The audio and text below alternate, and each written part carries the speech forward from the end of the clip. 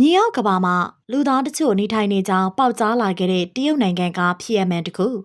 ကဲပရိသတ်ကြီးတို့ဟောဒီကဘာမြေကြီးပေါ်မှာလူတွေမခံမှန်းထားနိုင်တဲ့ထူးဆန်းမှုတွေဖြစ်ရစွမ်းတွေဟာအမြဲတမ်းရှိနေခဲ့တယ်လို့အခုချိန်မှာဆိုရဲလေလွန်ခဲ့တဲ့2003ခုနှစ်အတွင်းမှာဖြစ်ပေါ်ခဲ့တဲ့မယုံကြည်နိုင်စရာဖြစ်ရစွမ်းတခုရှိခဲ့ပါတယ်ဒီဖြစ်ရကတော့တရုတ်နိုင်ငံ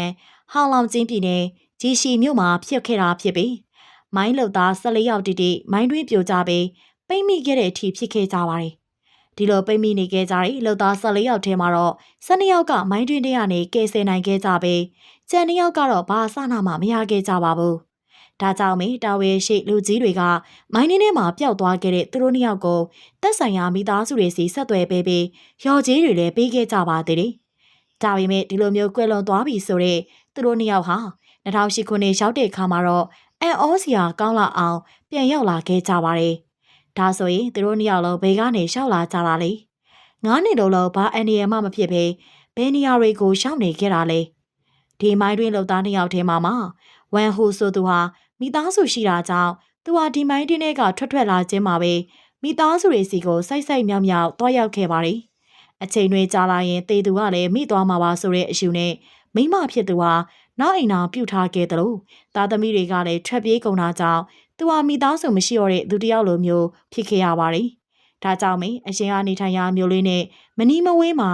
အိမ်ခန်းလေးတစ်ခုကိုငှားပြီးတော့တယောက်တည်းအယုတ်ထုတ်သွားဖို့စဉ်းစားနေတော့မှာပဲ။ဝမ်ဟူပြန်ရှင်းလာပြီဆိုတဲ့သတင်းဟာအာနာပိုင်တွေထိပါပေါက်ကြားသွားခဲ့ပါတယ်။အာနာပိုင်တွေအနေနဲ့ကလည်းအကောင်ပကတိတိုင်းဘာအထိခိုက်မှမရှိနေတဲ့ဝမ်ဟူကိုတွေ့လိုက်တော့သူဟာရော်ချင်းငွေလိုချင်တဲ့အတွက်ကြောင့်မသေးသေးပဲသိပါပြီဆိုပြီးတော့လေခဲ့ပါတယ်လို့ဆွဲချက်တင်ခဲ့ကြပါတယ်။ဝမ်ဟူအနေနဲ့ကလည်းအဲ့လိုမဟုတ်ကြောင်းနဲ့သူဟာလွန်ခဲ့တဲ့9နှစ်တာကာလလုံးမြေအောက်ကဘာတစ်ခုကိုရှောက်နေတာဖြစ်ကြောင်းရှင်းပြခဲ့ပါတယ်။ဒါဖြစ်ရဆန်ကိစ္စတစ်ခုဖြစ်တာကြောင့်ယုံကြည်နိုင်စရာရှိမနေပေမဲ့လေဝမ်ဟူကတော့သူအဖမ်းမခံရဖို့အရေးသူကြုံတွေ့ခဲ့တဲ့လူတွေအကြောင်းကိုပြောလာခဲ့ပါတော့တယ်။သူရောက်ခဲ့တဲ့နေရာဟာဒီကဘာပေါ်မှာပဲရှိသလိုစီတိုလူမျိုးတွေနေထိုင်ကြတယ်လို့ဆိုပါတယ်။ဒီစီတိုတွေဟာလူသားတယောက်လိုခန္ဓာကိုယ်ဖွဲ့စည်းမှုအတိုင်းဖြစ်နေခဲ့ပြီးတော့စကားပြောဆိုတွေကတော့တရုတ်လူမျိုးတွေလိုမဟုတ်ဘဲအနှဲငယ်ကွဲပြားနေခဲ့ပါတယ်။ဒါပေမဲ့လည်းတင်ရတာလွယ်ကူခဲ့တဲ့အတွက်သူရောတငယ်ချင်းဖြစ်လာသူ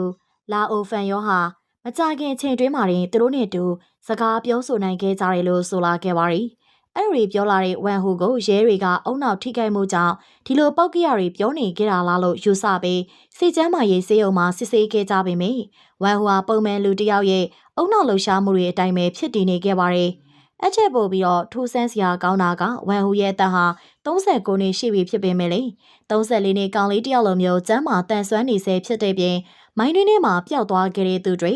ကာဗွန်နေဓာတ်ငွေတွေဟာအဆုတ်ရဲ့အခြားနေရာတွေမှာတောင်မှရှာမတွေ့စေတဲ့အထိဖြစ်ခဲ့ရပါတယ်။ဒါကြောင့်မဲဂျယ်ရီခမများမှာဝမ်ဟူပြောခဲ့တဲ့ဖြစ်ရဆန်အကုန်လုံးကိုမယုံကြည်ပေမဲ့လေယုံကြည်ခဲ့ရတယ်လို့ဝမ်ဟူကိုလည်းဆွဲချက်တွေကနေလုံးမြောက်ခွင့်ပေးခဲ့ပါတယ်။တကယ်တမ်းစဉ်းစားကြည့်မယ်ဆိုရင်တော့ဝမ်ဟူပြောခဲ့သလိုမျိုးဒီကဘာကြီးဟာတာမဲမဟုတ်တဲ့ကျင့်စဉ်တွေနဲ့လဲပတ်နေတာကြောင့်အခုကြည့်နေတဲ့လူကြီးမင်းတို့ကိုယ်တိုင်လည်းတနေ့နေ့တစ်ချိန်ချိန်မှာဒီလိုဖြစ်ရမျိုးနဲ့ကြုံတွေ့နိုင်ရတာမလို့ကြိုတင်ပြင်ဆင်နိုင်ကြပါစေရှင်။